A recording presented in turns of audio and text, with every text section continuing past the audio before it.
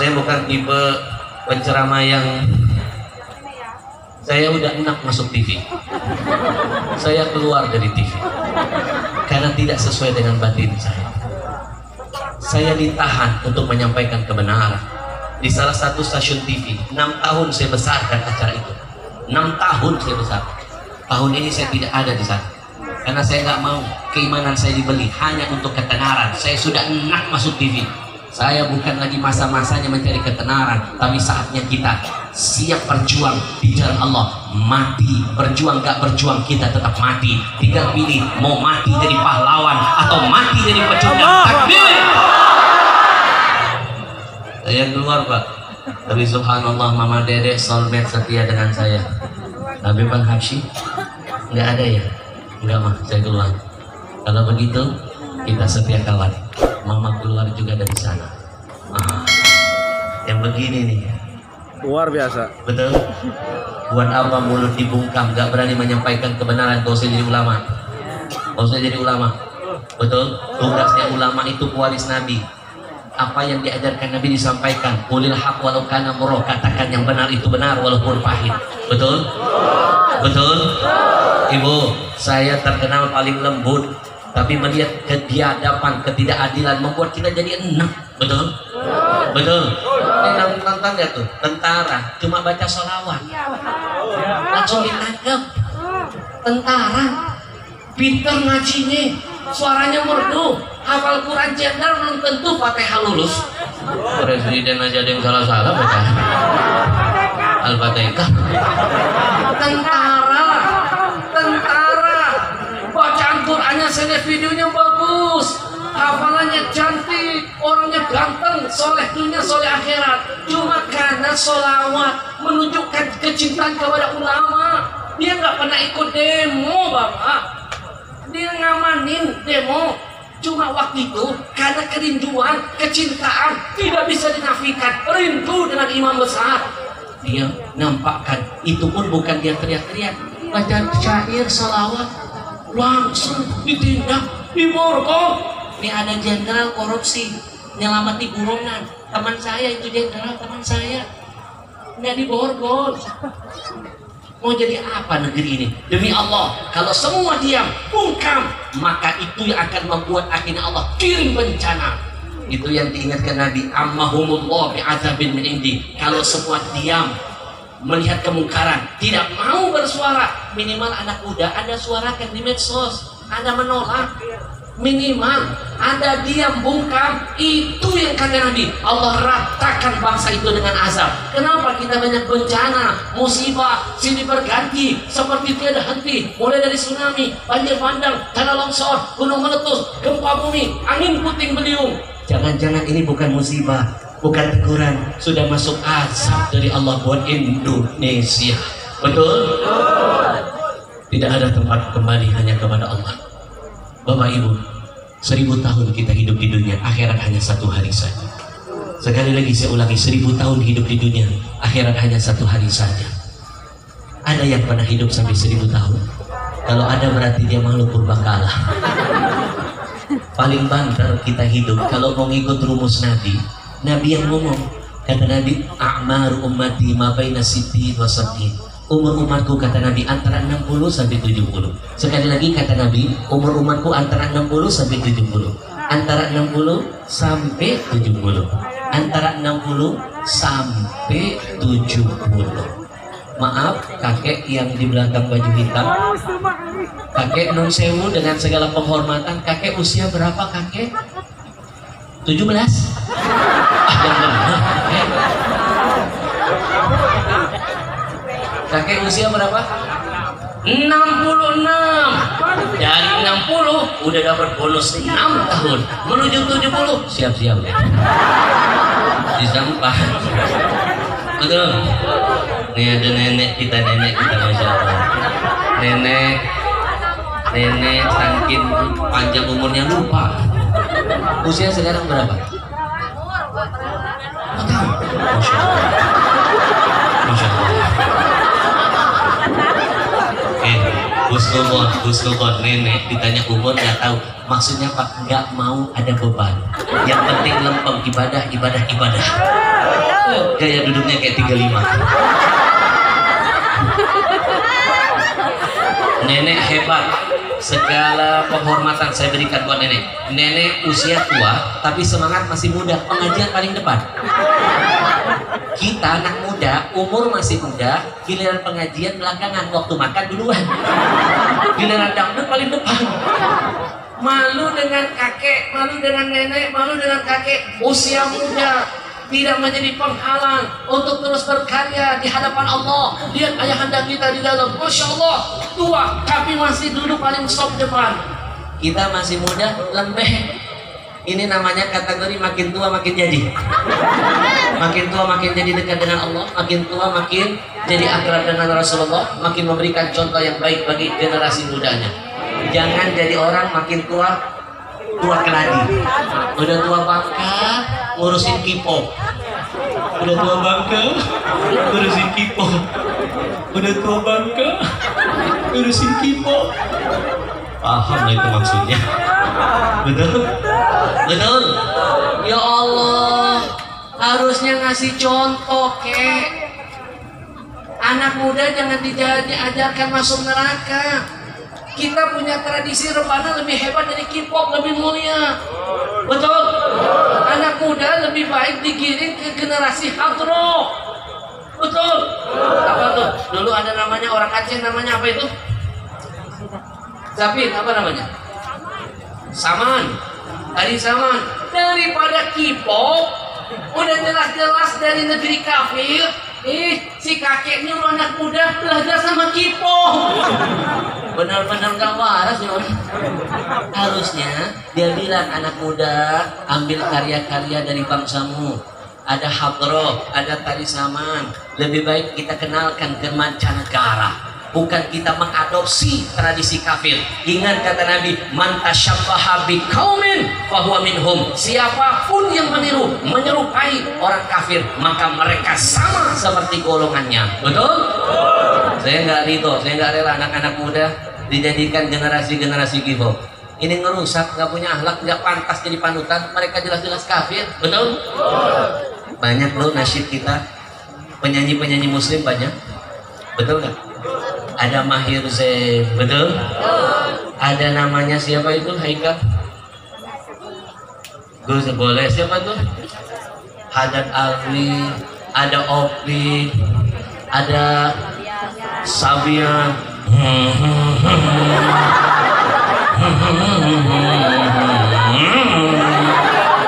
Saya susah ngapalin itu, Pak. Kata anak-anak judulnya ngeden. Lebih baik Sabian, lebih baik Mahir Zain, lebih baik Opi. Syairnya jelas, menuntun kita kepada Allah. Laki pop membimbing anak muda jadi masuk ke neraka. Na'udzubillah min Astaghfirullah.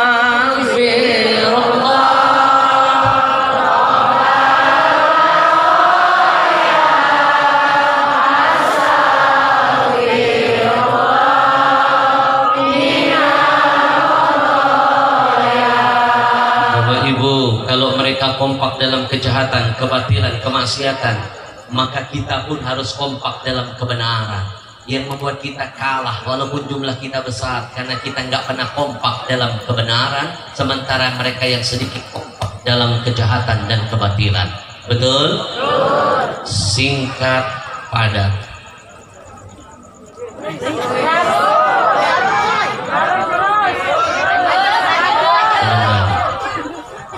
Kenapa setiap kali kalau saya ceramah dia jam mak-mak resep, padahal jam-jam saya mau nanya dengan pengurus masjid setempat, apakah penceramah di masjid ini nggak boleh lagi dia jam tangan?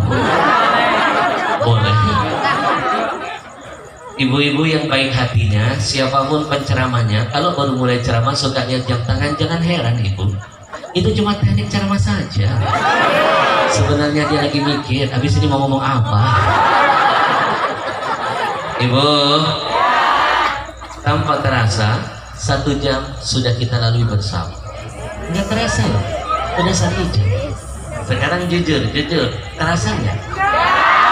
Yang kompak terasa nggak? Saya yang ngerasain. Betul? Betul. Kalau setengah jam lagi sanggup? Yang kompak dong, sanggup? Ini jawaban orang-orang yang beriman. Karena ciri-ciri orang beriman itu seperti ikan dalam air, betah dengan habitatnya, nyaman dengan keadaan lingkungannya. Orang beriman, Pak, kalau ditakdirkan duduk di tempat yang baik, di majelis taklim, di masjid, di tempat-tempat zikir, makin lama makin tenang jiwanya, makin lama makin terasa nyaman, makin lama makin menghanyutkan. Ada yang sudah hanyut duluan, tidur itu namanya. Enggak. Betul? Orang beriman seperti Bapak Ibu, makin ketika duduk di tempat yang baik, mendengarkan Quran, mendengarkan hadis, mendengarkan nasihat, makin tenang batinnya, bagaikan ikan di dalam air. Anak-anak, ada nggak ikan yang nggak bisa lama-lama di air? Ada sayangku, ikan pausi namanya. Mati dia kalau lama-lama di air. Betul? Tapi demi Allah saya sampaikan, Pak, ciri-ciri orang munafik kalau sampai ditakdirkan Allah lah sampai rangkanya di sini, duduk di majelis yang baik, orang munafik itu gelisah. Dengerin Quran panas pantatnya, dengerin tausiah tersiksa dia. Betul? Orang-orang munafik itu begitu loh, Pak. Orang munafik begitu, bagaikan burung dalam sangkar. Betul? Nah, maka saya yakin yang hadir malam ini memuliakan maulid Nabi, mengorbankan acara duniawinya, ini pasti ciri-ciri orang beriman seperti ikan dalam air. Apalagi yang datang hari ini lebih banyak ibu-ibunya. Saya tahu ibu datang bukan karena saya nggak ada apa-apanya, karena Allah pilih ibu menjadi hamba pilihannya. Saya tahu jam-jam sekarang sinetron itu lagi hot-hotnya. Ada satu sinetron, Pak, habis subuh sampai menjelang subuh itu lagunya Ku Menangis.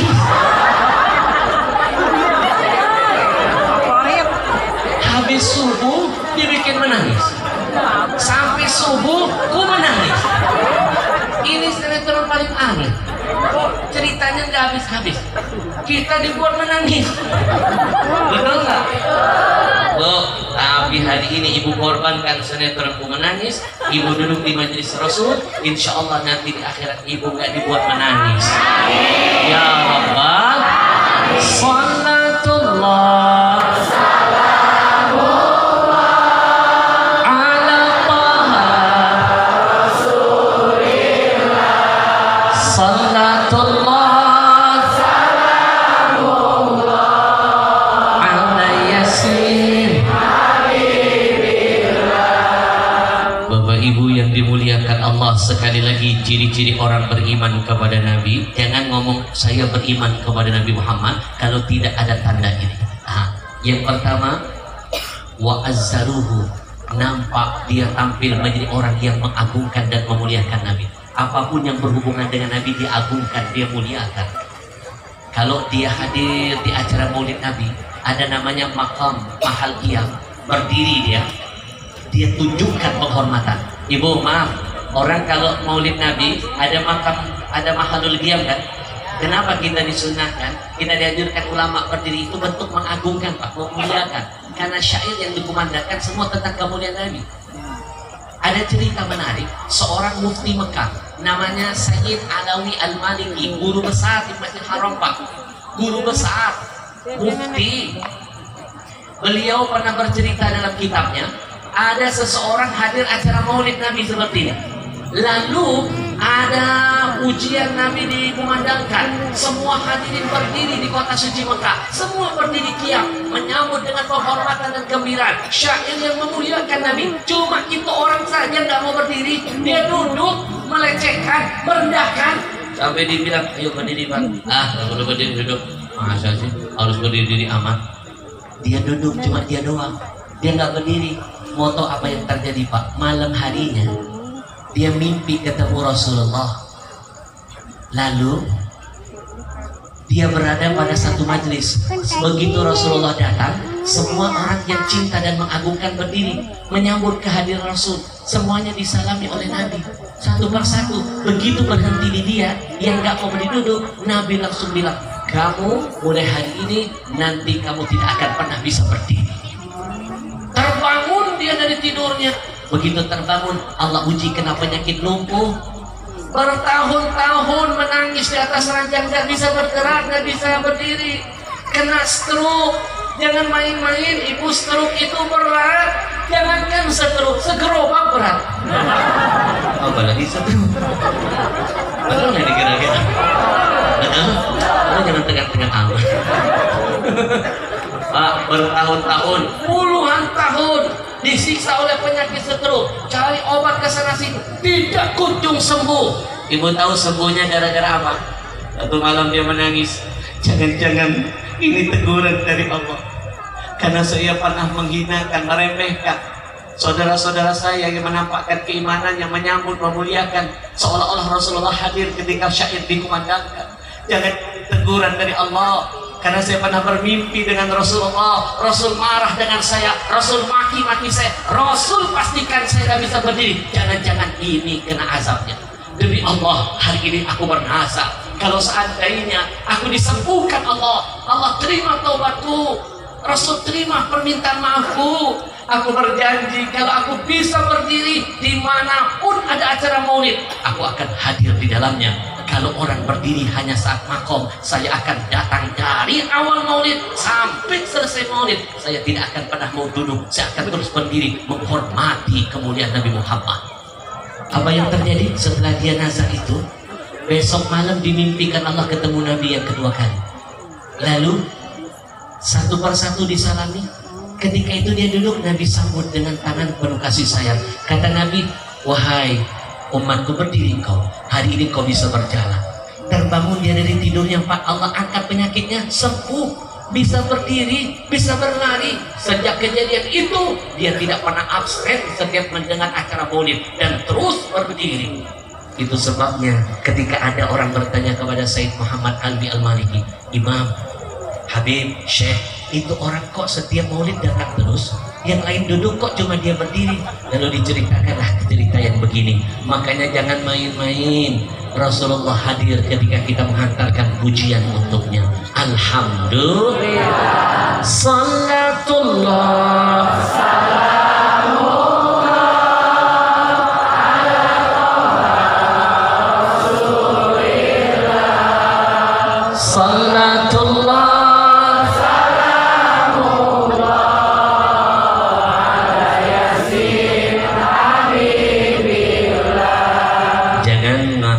beriman kepada Nabi kalau tidak memiliki 3 syarat ini. 1, sering mengagungkan dan memuliakan Nabi. Yang kedua, siap mati menolong, membela kehormatan Nabi. Dan yang ketiga, wattaba'un nur alladzi unzila ma'ah, siap mengikuti cahaya kebenaran yang dibawa Nabi, yang diturunkan Allah kepada Nabi. Kebenaran apapun yang Nabi ajarkan, sunnahnya kita amalkan. Kalau 3 ini bisa dilakukan, surah Al-A'raf ayat 157 ditutup dengan ulaika humul muflihun, itulah orang-orang yang dijamin akan mendapatkan kesuksesan, menang, beruntung dunia sampai akhirat. Ada berapa tadi? Yang pertama, mengagungkan, memuliakan Nabi Muhammad. Yang kedua, menolong, membela kemuliaan Nabi. Yang ketiga, mengikuti apa yang diajarkan Nabi. Maka insya Allah kita tergolong orang-orang yang muflih, orang-orang yang menang dunia akhirat. Amin ya rabbal. Sikap pada. Minum dulu boleh? Tenang, yang saya cara makan ini masih termasuk pembukaan. Itu pun baru pembukaan 1. Masih ada pembukaan 9. Boleh minum dulu? Bismillahirrahmanirrahim.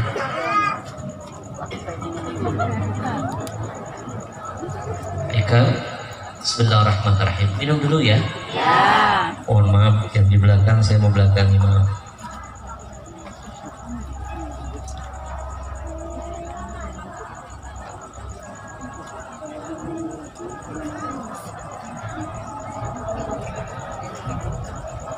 Perasaan ada yang ngomong di sebelah sana, Pak. Aus, aus, ada berantem nih mama. Maaf jelek-jelek begini, kuping saya sinyalnya lebih kencang dari Telkomsel tau. Aus, aus. Bukan haus, Mak, begini loh, Mak. Yang ceramahkan saya, yang capek saya. Dari sini, selesai dari sini, saya langsung OTW ke Ciamis. Besok pagi saya tabligh akbar di Ciamis, 6 jam perjalanan. Dari sini langsung ke Ciamis, nggak tidur. Dari Ciamis selesai, siang jam 12, lanjut lagi pulang ke Jakarta, nggak istirahat. Naik mobil, karena nggak ke Uber, pesawat malam tidak ada. Naik mobil lewat Merak, Bakahuni, masuk Sumatera Selatan. Ada roadshow di sana dari tanggal 16 sampai tanggal 27. Ibarat mobil, saya mobil berjalan, perlu dong isi bensin yang banyak. Perlu lagi ya. Haus.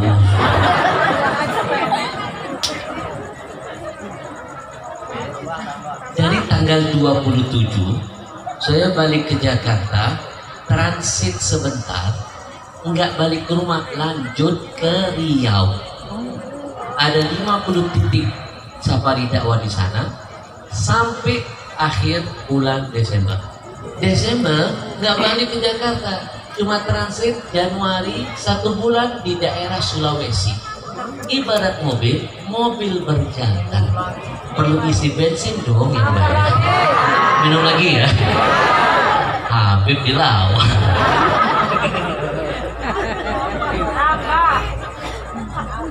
Ibu kan cuma duduk doang, udah duduk bisa nyandar pula. Ibarat mobil mogok, tidak isi bensin juga tidak jadi masalah. Minum lagi ya.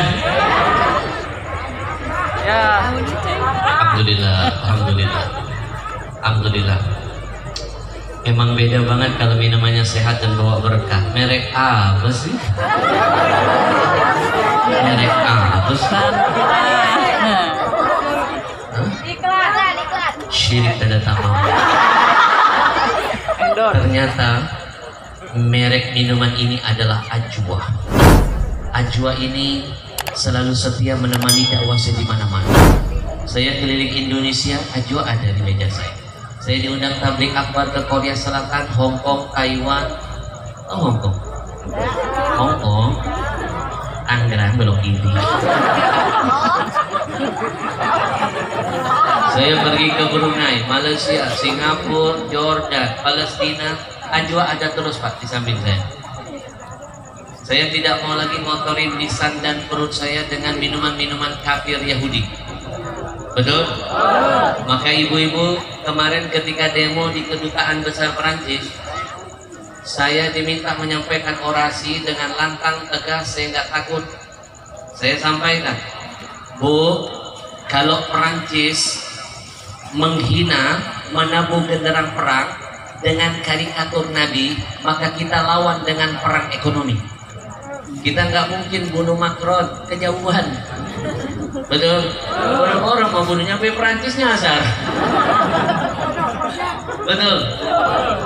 Iya, makan aja udah beda makanannya. Orang Perancis makan hamburger, lah kita ketoprak. Betul? Oh, tapi jangan berkecil hati, bukan berarti kita nggak boleh berjuang. Boleh, perjuangan itu nggak selamanya pakai otot, pakai otak dong.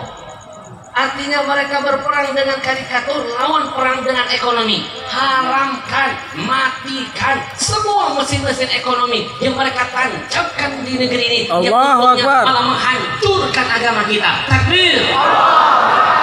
Demi Allah Pak, demi Allah saya pastikan apapun yang orang kafir jual, itu pembelinya mereka ambil alih jaringan muslim. Apapun yang mereka jual, pembeli terbesar produk mereka adalah jaringan kaum muslimin.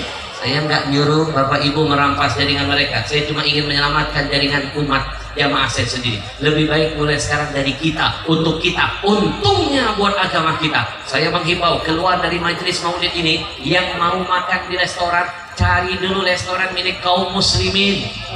Yang mau belanja silahkan belanja di warung-warung milik kaum muslimin.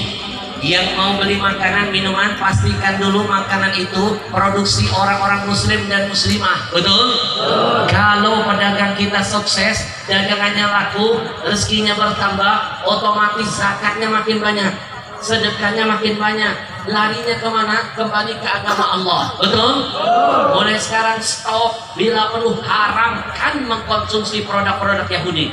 Kemarin saya ngomong begini Pak, saya bilang haramkan boikot produk Yahudi, ngambil untung di setiap majelis taklim kita. Karena mohon maaf, mayoritas minuman itu milik Yahudi di Indonesia. 85% Pak, minuman dikuasai perusahaan Yahudi di Indonesia. Dan di dunia ini ada 3 perusahaan, ada 3 bisnis besar. Sampai kiamat Yahudi tidak akan melepaskan bisnis itu. Nomor 1, water. Do you understand water? Bahasa Arabnya ma'un. Anak-anak santri jangan malas belajar bahasa Arab, karena saya pernah lihat anak kecil-kecil kayak kalian pintar ngomong Arab waktu saya ke Madinah.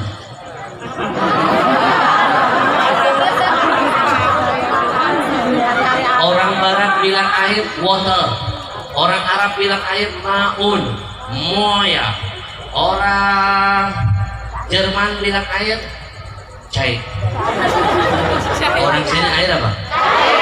Cai. Banyak orang Jerman di sini. 3 bisnis besar Pak, sampai kiamat Yahudi tidak akan melepaskan bisnis itu. Nomor 1, seluruh dunia dia pegang dulu bisnis air, karena air sumber kehidupan. Dari mana dia bisa tahu air menguntungkan? Dia buka Quran Bapak Ibu, dia ngaji, lalu dia kaji. Kita muslim tertinggal sibuk ngaji doang, males mengkaji. Padahal Quran Allah katakan hudan linnas, petunjuk bagi manusia. Siapa yang mau ngaji, mengkaji dapat petunjuk. Jangan dipikir orang Yahudi nggak bisa baca Quran. Bukan cuma baca, yang hafal Quran banyak. Salah satunya George Soros yang dulu pernah debat dengan Ahmad Didat. Sebelum Zakir Naik itu ada yang paling pintar, gurunya namanya Ahmad Didat. Dulu pernah debat dengan George Soros, orang Yahudi. Ini George Soros hafal Quran 30 juz. Orang Yahudi kafir tulen, hafal hadis puluhan ribu hadis. Boro-boro kita hafal hadis. Doa makan aja sama doa masuk kamar mandi kembali-kembali. Kemarin bocah saya tanya, doa masuk kamar mandi. Dia baca doa makan. Dia bilang ente salah, yang saya minta adalah masuk kamar mandi. Kenapa baca doa makan? Ini bocah ngeles. Habis waktu itu saya makannya di dalam kamar mandi. 30 juz hafal Pak Yahudi, Pak George Soros banyak. Kita boro-boro 30 juz Al-Quran. Yang hafal cuma berapa doang? Juz tomat, juz bukan, juz jeruk. Oh, ada ayat dalam Quran, wa ja'alna minal ma'i kulla syai'in hayy. Kata Allah dalam Quran, aku jadikan dari air semua bisa hidup Pak. Dari air semua bisa hidup. Mereka selidiki ayat ini, mereka lah orang pertama yang bikin perusahaan air minum. Mereka bukan cuma hidup Pak, kaya raya jualan air. Bu, itu sebabnya saya bikin perusahaan air minum sendiri. Saya namakan Ajwa. Ajwa ada artinya ajaib water. Kata anak saya ada pelesetannya, AJWA, Al-Habsyi, jual water, ajib. Saya nggak malu-malu jualan, beruntungnya buat agama Allah. Saya bilang kepada seluruh karyawan saya, kalau saya masih laku dijual, jual saja, asal untungnya buat agama Allah. Betul? Makanya buat santri ini yang mau jadi ulama, jangan hidup dari tausiah. Saya nggak dipakai di TV, masa bodoh. Saya nggak hidup dari TV. Saya punya perusahaan. Jelek-jelek begini saya punya perusahaan. Saya punya 3 perusahaan umroh haji. 1 bulan jamaah saya 3.000. Ketika pandemi kelar. Karyawan saya dirumahkan, mau pergi kemana? Mekahnya tutup. Orang Mekah aja nggak bisa tawaf, nggak pernah kebayang gara-gara corona makhluk kecil haji ditutup. Betul nggak? Betul? Saya punya perusahaan konveksi. Semua yang saya pakai nempel di badan saya, desain saya sendiri dan konveksi saya sendiri. Datang corona, kelar. Orang boro-boro mau beli baju, makanannya susah. Betul? Betul? Ibu? Ya. Dakwah udah gak usah diharapin, orang udah dakwah mendem. Tahu nggak yang menghidupi saya sampai sekarang? Sampai sekarang karyawan saya masih tetap hidup dari awal pandemi. Tetap bisa bekerja, bahkan penjualannya malah meningkat. Sebelum pandemi cuma 2 kontainer dikirim Jakarta, sekarang 8 kontainer. Cuma apa? Urusan air minum saya.